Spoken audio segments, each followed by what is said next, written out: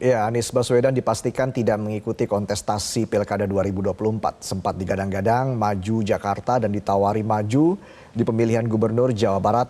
Anies akhirnya tidak ikut maju di Pilkada 2024. Kamis 29 Agustus 2024. Seperti hari yang dinanti-nanti publik untuk tahu apakah Anies Baswedan masih punya kesempatan untuk berkontestasi di Pilkada atau tidak. Banyak yang sesungguhnya sudah pesimis Anies berlaga di Pilkada karena PDI Perjuangan yang mulanya tertarik mengusung Anies di Pilkada Jakarta nyatanya memilih kader sendiri, Pramono Anung dan Rano Karno. Namun di hari yang sama, nama Anies mendadak mencuat lagi ketika PDI Perjuangan masih memiliki pekerjaan rumah menentukan siapa cagup-cawagup yang akan diusung di Pilgub Jawa Barat. Sinyal itu setidaknya terbaca dari Ketua DPP PDI Perjuangan, Puan Maharani. Ada isu PDIP akan mengusung Anies di Jabar gitu. Nah, apakah betul dan seperti apa sih konstelasi PDIP di Jabar? Apakah akan mengusung Kang Ono juga atau gimana sejauh ini?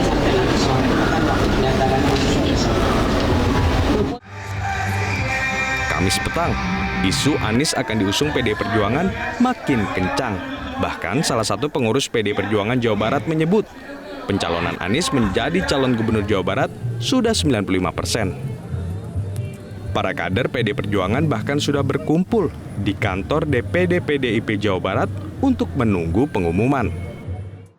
Namun di tempat yang berbeda, juru bicara Anies Baswedan Syahrin Hamid justru lebih dulu mengumumkan bahwa Anies tidak akan maju di pemilihan gubernur Jawa Barat. Teman-teman semua, dan sudah diputuskan bahwa Mas Anies tidak maju di Pilkada Jawa Barat, dan kita tahu bahwa kalau di Jakarta memang banyak aspirasi warga masyarakat yang meminta Mas Anies untuk maju di Pilkada Jakarta, dan itu juga terrefleksi dalam keputusan partai di tingkat wilayah maupun di tingkat daerah yang meminta Mas Anies untuk maju di Pilkada Jakarta. Dan kita tahu itu juga sudah beberapa keputusan partai di tingkat pusat. Kamis malam, PDI Perjuangan akhirnya menentukan pilihan. Mereka mengusung Bupati Pangandaran JJ Wiradinata dan presenter Ronald Suryapraja untuk maju di Pilgub Jawa Barat. Lalu, bagaimana dengan Anies ke depan?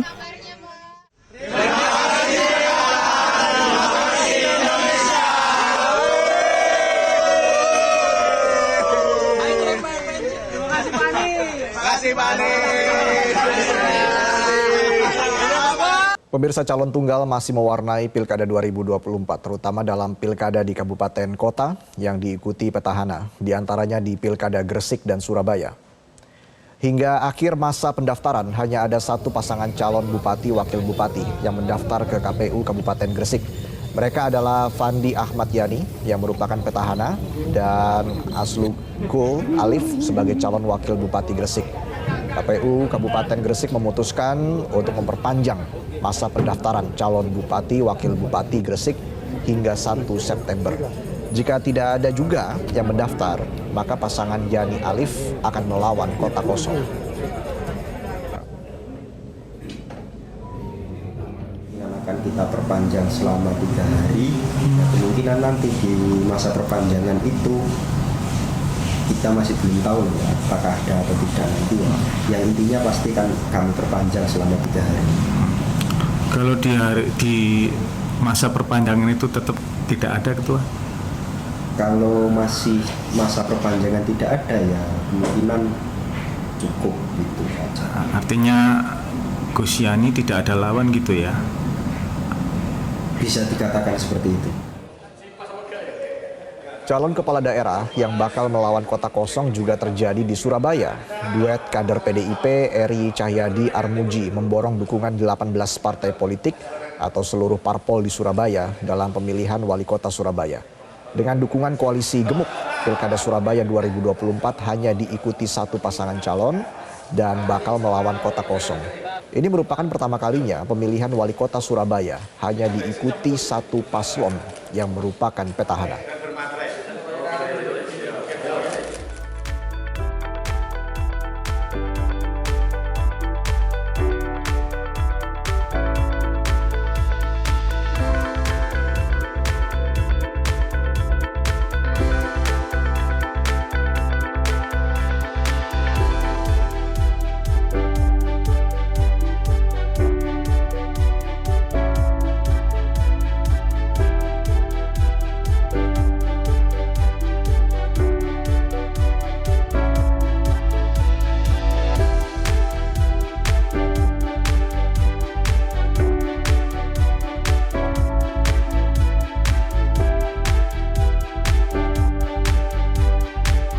Pelonggaran syarat pencalonan kepala daerah pasca putusan Mahkamah Konstitusi kelihatannya tidak lantas membuat parpol mengusung kandidatnya sendiri. Buktinya masih banyak calon tunggal di sejumlah daerah. Memang bukan sesuatu yang dilarang jika calon kepala daerah melawan kota kosong. Namun ini bisa dibilang menjadi duri dalam demokrasi. Mengapa fenomena calon tunggal masih terjadi di Pilkada pada tahun 2024 ini? Kita akan membahasnya bersama pembina Perludem Titi Anggraini dan Direktur Eksekutif LSI Jayadi Hanan. Selamat sore Mas Jayadi, selamat sore Mbak Titi. Selamat sore Mas Reza. Baik, saya langsung ke Mas Jayadi. Dari data LSI, sejauh ini sebenarnya seberapa signifikan peningkatannya jumlah calon tunggal dalam Pilkada tahun ini Mas Jayadi? Persisnya kita belum tahu kan, karena di sejumlah daerah yang potensial untuk terjadi calon tunggal itu masih dibuka pendaftaran gitu ya, atau masih diperpanjang seperti tadi yang contoh di mana tadi Gresik dan sebagainya ya. Contoh lain di Bintan ya, di Batam yang tadinya ada calon tunggal mungkin nggak jadi. Jadi kita masih harus menunggu sampai dengan 3 hari ke depan ya Mbak Titi ya, itu aturannya gitu, kira-kira gitu. Jadi belum bisa disimpulkan berapa. Tapi kalau kita lihat kalau kita lihat sejarahnya, calon tunggal itu mulai ada 2015 ya. Di situ kalau saya malah hafal jumlahnya itu. 2015 itu 3. 2017 itu jadi 9. 2018 itu 16. Lalu terakhir pilkada kita 2020 itu ada 25. Jadi totalnya ada 53. Diperkirakan di 2024 ini sudah jelas akan ada itu. Cuman apakah jumlahnya akan meningkat atau tidak, kita nggak tahu. Mungkin dari segi jumlah absolutnya, karena yang pilkada ada 545, mungkin lebih dari 20-an mungkin. Kalau nggak salah saya baca di media, teman-teman di Perludem memperkirakan 30-an lebih ya, 35 gitu. Baik. Jadi kalau memang betul perkiraan teman-teman Perludem, maka berarti itu sekitar 6% saja dari 545. Sedangkan di 2017, 18, dan 2020 itu jumlah calon tunggal itu di kisaran 9%-an. Jadi kalau kita lihat dari persentase jumlahnya menurun gitu, tapi dari segi jumlah absolutnya itu meningkat. Begitu kira-kira Mas Reza. Kalau begitu saya langsung ke Mbak Titi. Kalau data dari Perludem seperti apa sejauh ini Mbak Titi? Ya, saya kira kita rujuk saja data yang baru dirilis oleh KPU ya. Berdasarkan data yang dirilis KPU, ada 38 pilkada bupati yang calon tunggal, 5 pilkada wali kota, dan 1 pilkada provinsi atau gubernur. Untuk pertama kali nih, ada calon tunggal di pilkada kita, yaitu di Papua Barat, untuk pemilihan gubernur. Kalau dari sisi persentase ya, kalau kita lihat di antara 2017 sampai dengan 2020 itu kan 3 kali gelombang pilkada serentak, ada 50 calon tunggal. Nah, pilkada 2024 ini pengulangan daerah-daerah yang berpilkada antara rentang 2017, 2018, dan 2020. Kalau diperhatikan memang angkanya sementara masih di bawah 50 daerah. Nah, terjadi penurunan sedikit, tetapi angkanya tetap konsisten persentasenya antara 8-9% dari jumlah daerah yang bahkan sampai 10% ya. Kalau 545 hampir 10% lah, 8-9%. Nah, tetapi kita betul tadi Pak Jayadi sampaikan, kita harus menunggu di perpanjangan ini karena kalau masih ada partai yang belum mengusung atau kemudian partai yang tersisa itu persentase perolehan suaranya tidak memenuhi syarat, maka boleh terjadi rekonstruksi pencalonan. Jadi partai yang tadinya mengusung calon tunggal kalau kemudian ingin memecah bergabung dengan partai lain yang belum mengusung untuk mengusulkan calon yang baru, itu masih dimungkinkan dalam beberapa hari ke depan. Ini kan ditunda 3 hari untuk sosialisasi, lalu kemudian akan ada pendaftaran, dibuka kembali pendaftaran selama 3 hari. Untuk calon tunggal memang dominasinya di tingkat kabupaten kota. Kalau di provinsi ada itu di Papua Barat ya, meskipun mestinya kalau dari sisi karakternya ya, provinsi itu kalau kita lihat ada upaya untuk mencegah calon tunggal. Hanya saja di tingkat provinsi di Papua Barat ternyata sejauh ini hanya ada 1 calon yang mendaftar ke Papua Barat. Begitu Mas Reza. Oke, Mbak Titi, walaupun memang ada penurunan presentasi ya, perkiranya seperti itu dari 9% turun ke 6%, tapi kenapa fenomena ini masih terjadi Mbak Titi? Iya, kalau kita lihat putusan Mahkamah Konstitusi sebenarnya berkontribusi menekan calon tunggal, walaupun itu lebih terasa dampaknya di tingkat provinsi. Kenapa di tingkat provinsi lebih terasa? Karena nanti Pak Jayadi lebih banyak bisa menganalisis ya. Karena di tingkat provinsi itu atensi perhatian publik terhadap partai itu relatif lebih dominan.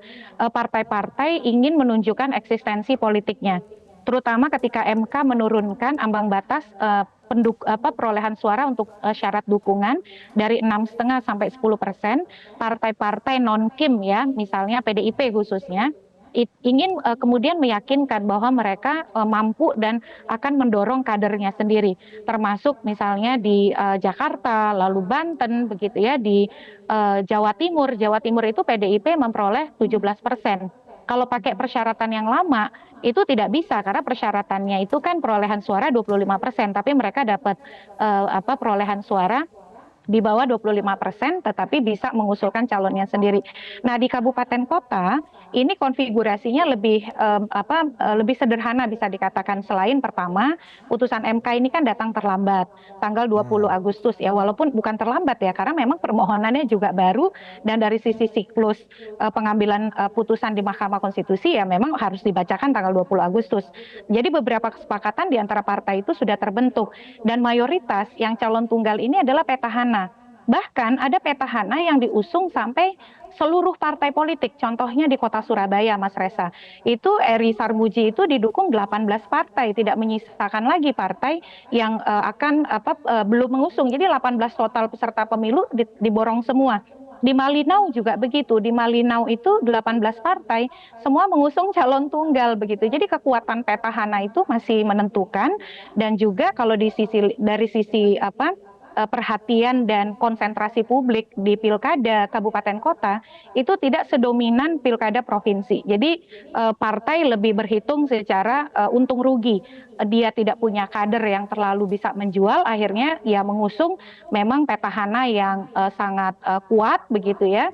Dari sisi popularitas, elektabilitas dan juga modal politik lainnya, dengan ya pasti ada hitung-hitungan bahwa mereka akan mendapatkan insentif lain begitu ketimbang mereka mengusung kader yang juga tidak terlalu populer atau tidak terlalu menjanjikan kemenangan. Baik, Mas Jayadi, Anda melihat hal yang sama, apakah putusan MK bisa memberikan efek jera bagi partai politik sehingga calon tunggal di sejumlah daerah dalam Pilkada 2024 ataupun seterusnya nanti bisa dikurangi begitu Mas Jayadi? Bukan efek jera ya, nggak akan pernah jera itu partai politik ya. Jadi setuju sama Mbak Titi tadi bahwa keputusan MK itu menurunkan kemungkinan lebih banyaknya calon tunggal atau kotak kosong. Kalau tanpa keputusan MK kemarin, itu Banten kemungkinan besar calon tunggal kan. Demikian juga daerah seperti kalau nggak salah Sulawesi Selatan dan sejumlah daerah lain di tingkat provinsi. Apalagi di daerah-daerah yang strategis gitu. Jadi keputusan MK itu membantu mengurangi jumlah calon tunggal karena dia membuka ruang lebih besar untuk partai-partai untuk bermanuver secara politik. Tapi keputusan MK itu kan tidak melarang koalisi. Jadi partai-partai yang kepengen berkoalisi karena berbagai alasan, terutama alasan politik, itu tetap bisa memborong pencalonan. Nah biasanya tadi sudah disinggung oleh Mbak Titi, partai-partai itu akan bersama-sama memborong koalisi kalau ada dua kemungkinan. Satu, ada calon yang sangat kuat, tidak punya lawan. Biasanya itu ya petahana. Tapi petahana yang sangat kuat ini tidak ada masalah dengan partai politik, sehingga dia dikerubuti oleh partai-partai politik yang nggak berani mencalonkan lawan. Bisa juga ada calon petahana yang dianggap kuat, tapi partai-partai nggak suka, gitu. Nah itu sebenarnya contoh di Jakarta sebetulnya. Cuman akibat peraturan MK itu, kalau tidak ada aturan MK, sebetulnya di Jakarta itu kan mirip-mirip calon tunggal. Ada calon independen tapi sangat lemah kekuatannya. Jadi jadi ada faktor-faktor politik seperti itu. Nah, faktor lainnya masih soal aturan. Kan baru satu aturan yang dikoreksi, yaitu aturan threshold ya, ambang batas melalui keputusan MK. Tapi aturan lainnya, dua aturan lain yang membuat calon tunggal itu menjadi banyak atau meningkat adalah soal aturan bahwa anggota DPR, anggota DPRD nggak boleh nyalon di pilkada. Kalau mau nyalon dia harus mundur gitu. Nah, partai-partai itu biasanya salah satu sumber utama calon pilkadanya adalah calon-calon yang kuat dan mumpuni, yang berpengalaman di partai tersebut. Nah, karena kita baru pilkada, baru pileg, umumnya calon-calon itu sudah umumnya banyak yang sudah terpilih jadi anggota DPR atau menjadi anggota DPRD. Kalau mereka mau dicalonkan lagi, itu mereka harus berpikir berkali-kali. Meskipun masih ada perdebatan kalau yang nanti apakah kalau nggak terpilih masih bisa balik lagi apa enggak. Tapi kan ada ketidakpastian, kecuali kalau dia merasa yakin menang. Jadi sumber untuk pencalonan itu masih cukup terbatas kalau menurut aturan. Antara lain itu aturan bahwa anggota DPR, DPRD tidak boleh nyalon kecuali mundur. Nah, aturan lainnya sumber pencalonan di pilkada itu kalau tidak dari partai politik kan dari calon independen. Calon independen seperti yang Anda lihat, coba cek aja, hanya sangat sedikit ada calon independen kan? Yang ada itu di Jakarta, ada nggak yang lain? Saya nggak terlalu mengikutinya. Jadi sumber alternatif pencalonan selain partai adalah calon independen. Tapi untuk jadi calon independen persyaratannya berat. Itu memerlukan 6,5 sampai 10% dukungan pemilih di provinsi atau di daerah tersebut berdasarkan jumlah penduduk yang mirip dengan aturan MK untuk partai politik itu. Jadi penyebab masih banyaknya calon tunggal itu bahwa aturan tidak melarangnya, tapi aturan untuk jumlah calon itu diperketat sebetulnya, kecuali yang sudah diturunkan oleh MK. Jadi masih ada dua lagi aturan yang sangat ketat yang membuat pencalonan tunggal itu masih dimungkinkan. Baik, Mas Jayadi dan juga Mbak Titi, terima kasih atas analisanya dan diskusi kita pada sore hari ini dalam Metro hari ini. Salam sehat. Jelajahi cara baru mendapatkan informasi. Download Metro TV Extend sekarang.